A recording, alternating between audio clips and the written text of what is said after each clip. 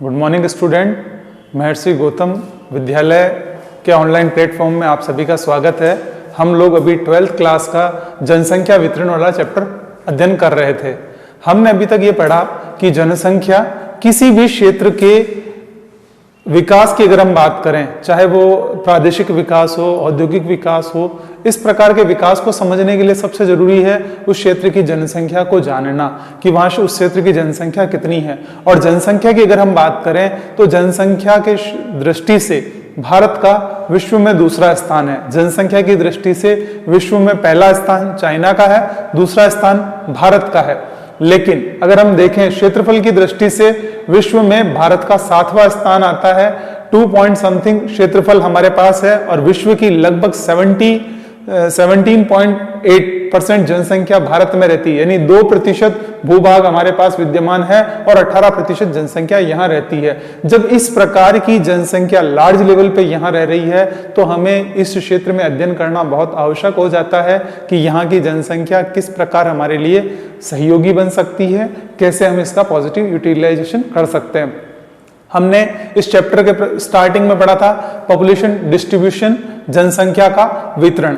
जब हमने जनसंख्या का वितरण पढ़ा तब हमने ये चीज पढ़ी थी कि भारत में जो जनसंख्या का वितरण है वो असमान है, सभी जगह एक समान जनसंख्या नहीं रहती। किसी क्षेत्र में बहुत अधिक जनसंख्या है और कहीं बहुत कम जनसंख्या। अब जब हम डिस्ट्रीब्यूशन की बात करते हैं तो डिस्ट्रीब्यूशन में, वितरण में हमने ये पढ़ा कि 30% ऐसा एरिया है जहां 50% पॉपुलेशन रहती है, यानी ओनली 30% उनका एरिया है और 50% इंडिया की 50% पॉपुलेशन वहां रहती है।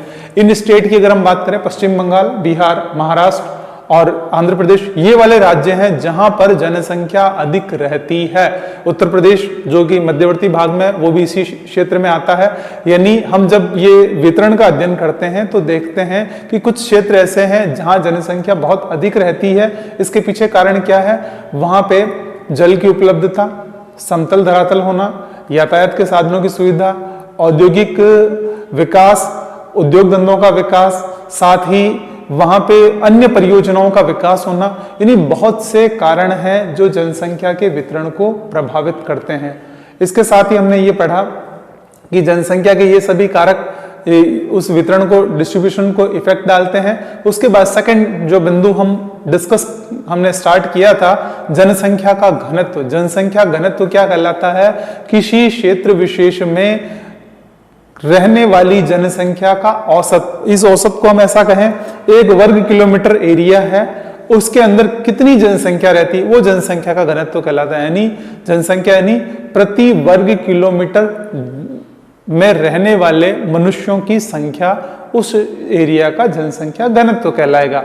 इसका गणितीय सूत्र से अगर हम बात करें तो कुल क्षेत्रफल बटा रहने वाली जनसंख्या मल्टीप्लाई इनटू 100, तो हमें यह पता चल जाएगा कि वहां का जनसंख्या घनत्व कितना है। अब हम आगे बढ़ते हैं जनसंख्या घनत्व पर। जनसंख्या घनत्व की अगर हम बात करें तो भारत में जनसंख्या घनत्व को अगर हम देखें तो ये 1951 से लेके वर्तमान समय में इसके जनसंख्या घनत्व में काफी अंतर देखने को मिलता है।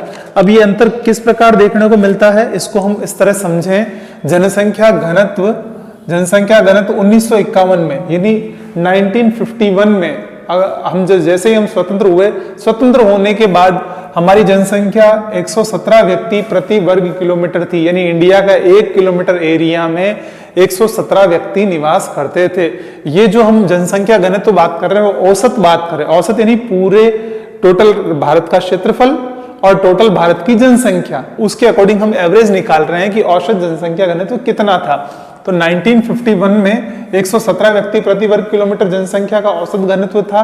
और यही अगर हम बात करें बढ़ते, क्योंकि जैसे जैसे ईयर बढ़ते जा रहे हैं जनसंख्या बढ़ती गई है और जनसंख्या के बढ़ते हुए स्वरूप में 1981 में 216 व्यक्ति प्रति वर्ग किलोमीटर हो गया। यह औसत घनत्व जो 117 व्यक्ति प्रति वर्ग किलोमीटर था, 117 से बढ़कर 216 व्यक्ति प्रति वर्ग किलोमीटर हो गया। और 2001 में 325 व्यक्ति प्रति वर्ग किलोमीटर। हम कह सकते हैं कि भारत का जो क्षेत्रफल है, क्षेत्रफल में कोई विस्तार नहीं हो रहा, लेकिन जनसंख्या के घनत्व में वृद्धि होती जा रही है, जिसका दबाव यहाँ की क्षेत्रफल पे यहाँ की जो डेवलपमेंट है उस पे पड़ता है। और 2011 में अगर हम बात करें तो जनसंख्या घनत्व 382 व्यक्ति प्रति वर्ग किलोमीटर हो चुका है। आप लोग जब एग्जाम में लिखेंगे कि वर्तमान समय में जनसंख्या का औसत घनत्व कितना है, 382 प्रति व्यक्ति प्रति वर्ग किलोमीटर, यानी ये कितना है, 382 व्यक्ति प्रति वर्ग किलोमीटर, यानी ये सिंबल हमेशा साथ लिखना है, या तो आप ऐसा स्क्वायर करके लिखें या फिर इसको पूरा लिख दें प्रति वर्ग किलोमीटर, यानी एक वर्ग किलोमीटर में 382 व्यक्ति निवास करते हैं। और जो आगे आगामी जनगणना होगी वो 2021 में, यानी अगर हम कहें तो वर्तमान समय में अगर आपसे पूछ लिया जाए क्या 382 व्यक्ति प्रति वर्ग किलोमीटर है, ये 2011 के आंकड़ों के अनुसार है। वर्तमान में अगर हम सर्च करते हैं तो ये जनसंख्या औसत घनत्व अधिक देखने को मिलता है। तो इसलिए जब भी हम आंसर लिखें तब हम ये लिखेंगे 2011 के अनुसार। इसके बाद में 2011 के अनुसार 2011, क्योंकि हमारी जो जनगणना होती है प्रति 10 वर्ष में होती है और उस जनगणना के आंकड़ों के आधार पर ही हम विभिन्न तथ्यों की बात करते हैं। तो 2011 के आंकड़ों के अनुसार सर्वाधिक घनत्व, यानी जनसंख्या का सर्वाधिक घनत्व कहां था, बिहार में था। सर्वाधिक घनत्व बिहार में था और कितने व्यक्ति थे, 1102 व्यक्ति प्रति वर्ग किलोमीटर, यानी 1102 व्यक्ति प्रति वर्ग किलोमीटर देखने को मिलते थे बिहार में। बिहार के बाद अगर हम बात करें तो पश्चिम बंगाल में आता है। 1991 में या प्रारंभिक समय में पश्चिम बंगाल जनसंख्या घनत्व में नंबर 1 पे था, लेकिन 2011 के आंकड़ों के अनुसार जनसंख्या घनत्व पे नंबर 1 में बिहार स्टेट आता है। फिर उसके बाद में अगर हम कहें न्यूनतम घनत्व की बात करें तो जनसंख्या का न्यूनतम घनत्व अरुणाचल प्रदेश 17 व्यक्ति, अरुणाचल प्रदेश में सिर्फ 17 व्यक्ति प्रति वर्ग किलोमीटर निवास करते हैं। अब आपसे अगर एग्जाम में ये प्रश्न पूछ लिया जाए कि बिहार में सर्वाधिक जनसंख्या क्यों है और असम अरुणाचल प्रदेश में जनसंख्या घनत्व कम क्यों है, तो इसके पीछे हम वही कारण बताएंगे, जनसंख्या वितरण या जनसंख्या घनत्व को सुविधाएं ही प्रभावित करती है। इनमें अगर हम बात करें तो ये सारे कारण कौन से होंगे, पहला जलवायु। जलवायु की अगर हम बात करें तो बिहार की जलवायु अनुकूल है, अरुणाचल प्रदेश में अपेक्षाकृत कम अनुकूल है। यहां पे अगर हम कहें जलवायु के बाद दूसरा तापमान और वर्षा। फिर अगला जो बिंदु आता है यातायात के साधनों की बात, तो ये मैदानी भूभाग में है, अरुणाचल प्रदेश पहाड़ी क्षेत्रों में है, तो यहाँ ट्रांसपोर्टेशन में दिक्कतें आती है। फिर इसके अलावा यहाँ अगर हम बात करें उद्योग धंधों की बात करें तो बिहार में मैदानी भूभाग है, नदियां हैं, उद्योग धंधे हैं, और अरुणाचल प्रदेश में अपेक्षाकृत कम उद्योगों की स्थापना है, या कहें कि बहुत कम है। इसीलिए तो बहुत सारे कारण हैं जो जनसंख्या के घनत्व को प्रभावित करते हैं। अब हम बात करें जनसंख्या के घनत्व को हम क्यों स्टडी करते हैं। ये जनसंख्या घनत्व इसलिए अध्ययन किया जाता है क्योंकि जिस क्षेत्र का जनसंख्या घनत्व अधिक है वहां पे जनसंख्या वृद्धि अन्य की तुलना में बहुत अधिक होगी, क्योंकि जो लार्ज लेवल पे ऑलरेडी वहां पॉपुलेशन रह रही है और वो इंक्रीज होते होते बहुत अधिक बढ़ेगी। तो जनसंख्या घनत्व की अगर हम बात करें तो 2011 के अनुसार केंद्र शासित प्रदेशों की बात की जाए तो सर्वाधिक केंद्र शासित प्रदेश कौन सा है जहां जनसंख्या सबसे अधिक है, उसका नाम आता है दिल्ली। दिल्ली में जनसंख्या घनत्व 11,297 व्यक्ति प्रति वर्ग किलोमीटर पाया जाता है, यानी 11,297 पॉपुलेशन पीपुल्स पर स्क्वायर किलोमीटर पे देखने को मिलते हैं। यानी सर्वाधिक जनसंख्या घनत्व की अगर हम बात करें केंद्र शासित प्रदेश में तो दिल्ली में है 11,297 व्यक्ति प्रति वर्ग किलोमीटर। और न्यूनतम की अगर हम बात करें तो आता है अंडमान निकोबार द्वीप समूह, जहां सिर्फ 46 व्यक्ति यानी 46 व्यक्ति प्रति वर्ग किलोमीटर देखने को मिलते हैं। फिर इसके बाद में हम आगे बढ़े तो औसत घनत्व से अधिक जनसंख्या वाले राज्य, ये भी कई बार एग्जाम में शॉर्ट आंसर टाइप के क्वेश्चंस में पूछ लिया जाता है, औसत जनसंख्या घनत्व से अधिक वाले राज्य कौन कौन से हैं। अब औसत जनसंख्या घनत्व हमें पता होना चाहिए, औसत जनसंख्या घनत्व कितना है, 320 व्यक्ति प्रति वर्ग किलोमीटर, यानी 2011 के अनुसार 320 व्यक्ति प्रति वर्ग किलोमीटर औसत घनत्व है। अब हम उन राज्यों की बात करेंगे जहां जनसंख्या घनत्व 320 से 382 से ऊपर है, 382 पर्सन पर स्क्वायर किलोमीटर से अप है। उनमें आते हैं सबसे पहला बिहार 1102 यानी 1002 व्यक्ति, पश्चिम बंगाल जिसमें 1029 व्यक्ति यानी 1029 पर्सन। फिर उसके बाद में केरल का नंबर आता है, वहां 859 यानी 859 व्यक्ति। फिर है यूपी 828 यानी 828 व्यक्ति।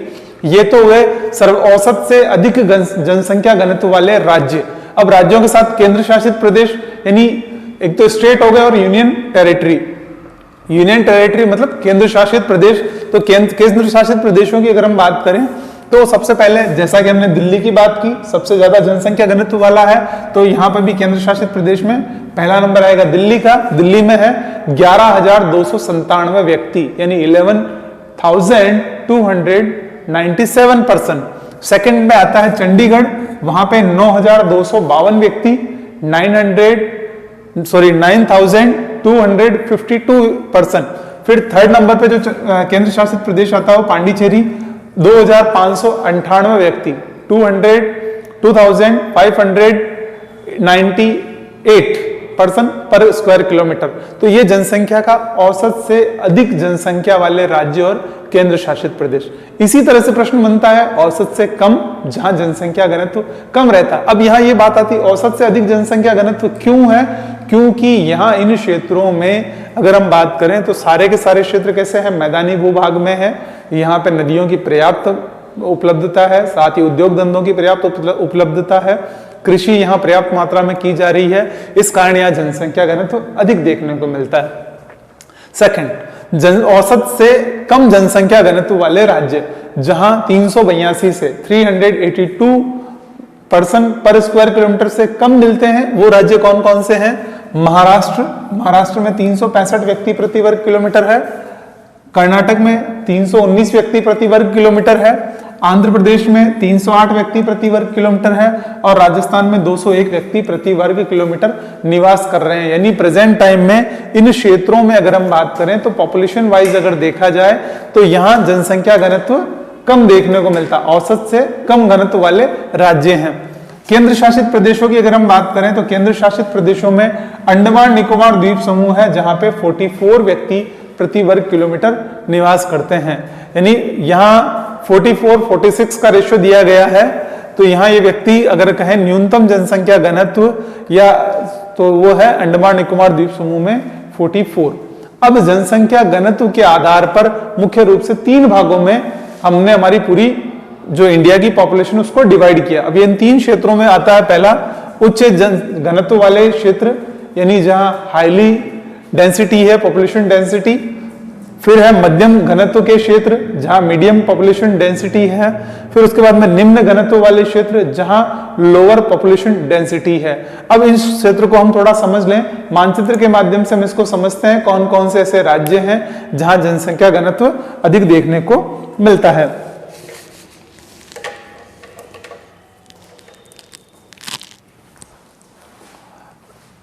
ये हम भारत के मानचित्र के माध्यम से समझने की कोशिश करेंगे कि कहाँ जनसंख्या घनत्व अधिक है और कहाँ कम। जब हम जनसंख्या घनत्व की हमने शुरुआत की तब हमने ये पढ़ा था कि भारत का जो फिजिकल मैप है, भौतिक मानचित्र आपकी आंखों के सामने रहेगा तो आप उस चीज को आसानी से समझ पाएंगे कि किस प्रकार भौगोलिक प्रदेश किसी क्षेत्र के जनसंख्या वितरण या जनसंख्या घनत्व को प्रभावित करते हैं।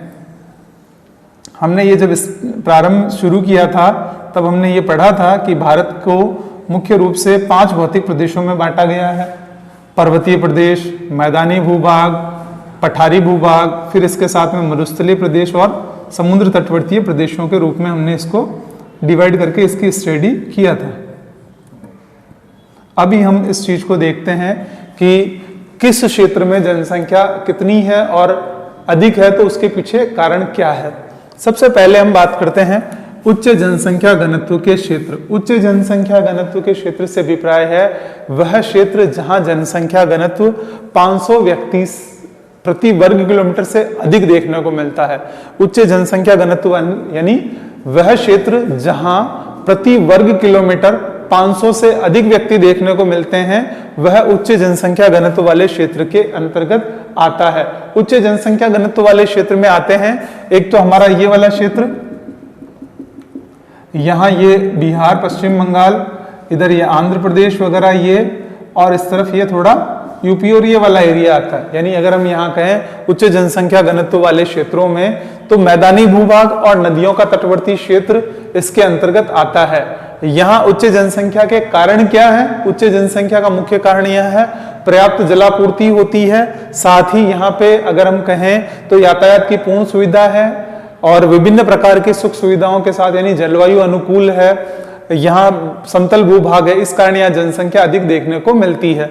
फिर इंपॉर्टेंट चीज आती है विस्तार, यानी कौन कौन से राज्य इसके अंतर्गत आते हैं। तो उच्च जनसंख्या घनत्व वाले राज्यों में आता है बिहार, पश्चिम बंगाल, फिर इसके पास वाले जो उड़ीसा वाला क्षेत्र है, ये निकटवर्ती क्षेत्र, साथ ही नीचे ये आंध्र प्रदेश वाले, ये क्षेत्र इसके अंतर्गत आते हैं। यानी उच्च जनसंख्या घनत्व की अगर हम बात करें तो यहाँ मुख्य रूप से पश्चिम बंगाल, बिहार, उत्तर प्रदेश, हरियाणा और दक्षिण में तमिलनाडु तट आता है, ये मुख्य रूप से इसके अंतर्गत आते हैं। दूसरा हम बात करें मध्यम जनसंख्या घनत्व वाले क्षेत्र, तो मध्यम जनसंख्या घनत्व वाले क्षेत्र में जनसंख्या कितनी है?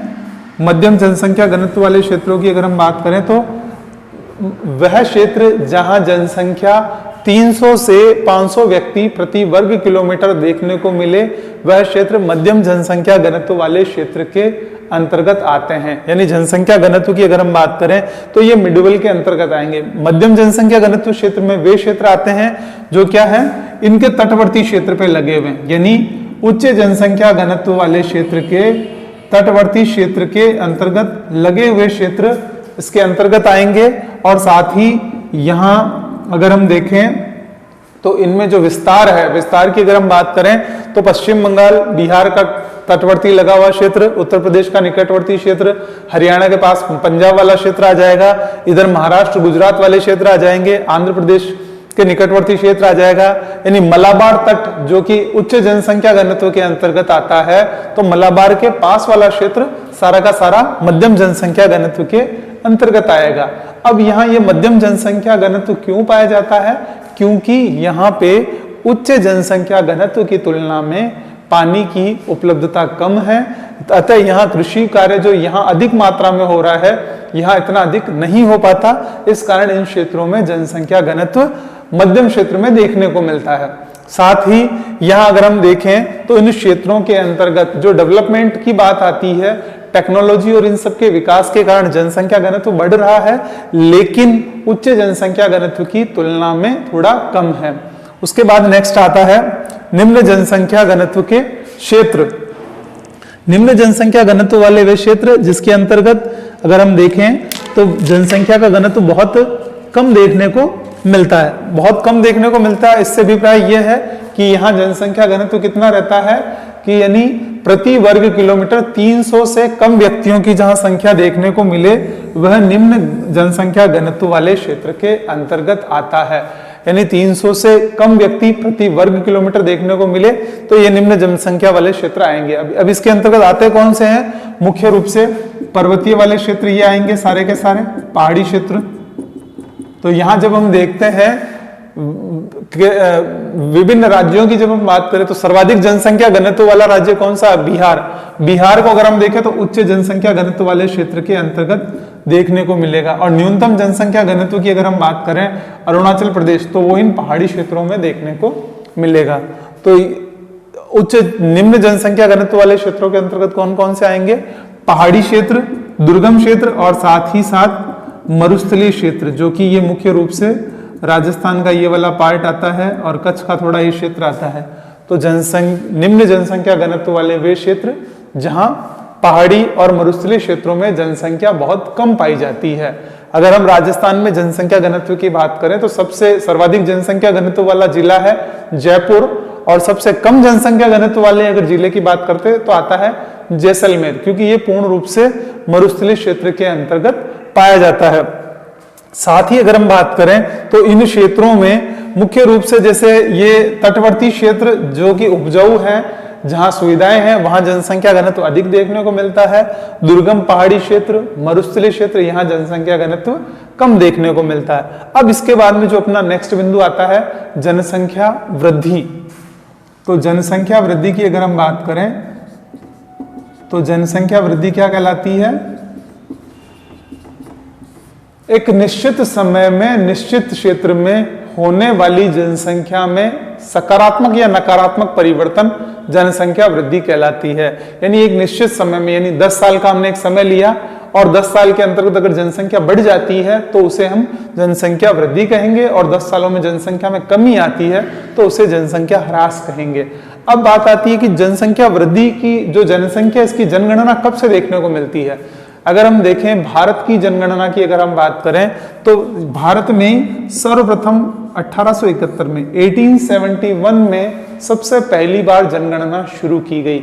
इससे पहले के आंकड़े अगर हम देखें तो भारत में जनसंख्या घनत्व के आंकड़े देखने को नहीं मिलते, क्योंकि इसके पीछे रीजन ये है कि इन क्षेत्रों में जनसंख्या का जो हमारे भारत में पहले कोई सिस्टमेटिक आंकड़े नहीं थे पॉपुलेशन कैलकुलेशन के। अंग्रेजों ने सबसे पहले 1871 में 1871 में पॉपुलेशन के जो आंकड़े हैं उनको कलेक्ट करना शुरू किया गया, और उस समय संपूर्ण भारत का जनसंख्या जनगणना नहीं करके कुछ निश्चित क्षेत्रों की जनगणना की गई। यानी 1871 के आंकड़े भी अगर हम देखें तो पूरे के पूरे संपूर्ण भारत के नहीं है, वो निश्चित क्षेत्रों के थे। 1871 में निश्चित क्षेत्रों में जनगणना प्रारंभ।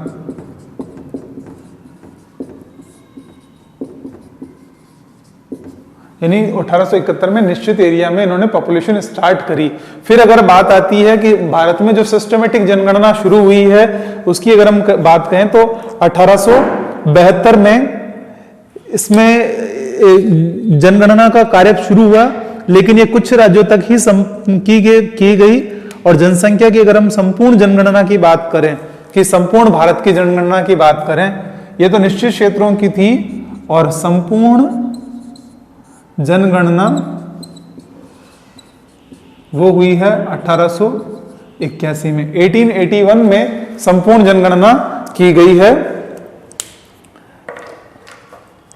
तो यहां हमारे सामने एक ये प्रश्न क्लियर होता है कि जो जनसंख्या वृद्धि हो रही है, जो जनसंख्या की जनगणना की गई है 1871 से पहले हमारे पास कोई आंकड़े नहीं है, अनिश्चित आंकड़े, क्योंकि परफेक्ट उसका एक मैटर नहीं मिलता है, और यहां से हमें ऑथेंटिक आंकड़े मिलने शुरू होते हैं। अंग्रेजों ने शुरुआत करी, लेकिन इस समय निश्चित क्षेत्रों में थी।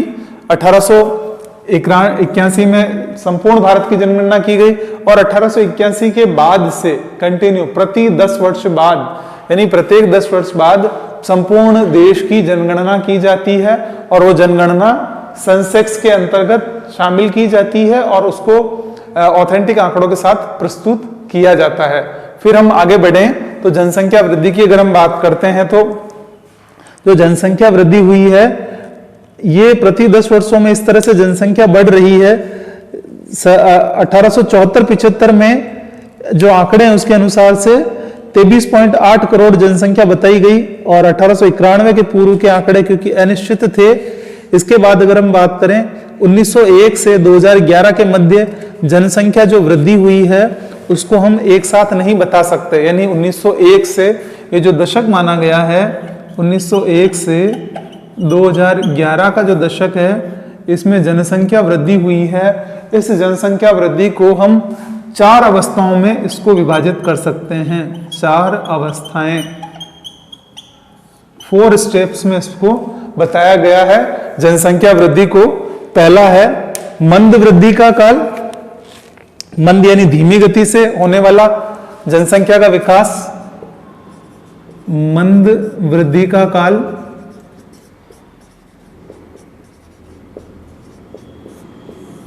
मंद वृद्धि का काल यानी जिसमें जनसंख्या की जो स्पीड थी वो स्लो थी। ये जो काल बताया गया है, ये बताया गया है 1901 से 1921। 1901 से 1921। दूसरा जो काल बताया गया है उस काल का नाम है स्थिर वृद्धि का काल। दूसरी अवस्था बताई गई है स्थिर वृद्धि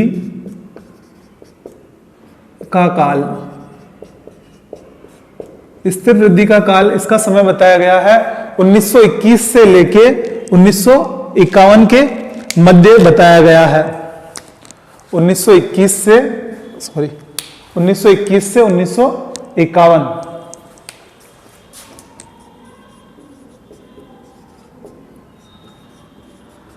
उसके बाद में है तीव्र वृद्धि का काल, जिस समय भारत की जनसंख्या तीव्र गति से बढ़ी, तीव्र वृद्धि का काल। और उसके बाद में है घटती वृद्धि का काल। फोर्थ स्टेप जो बताया गया है, घटती वृद्धि का काल।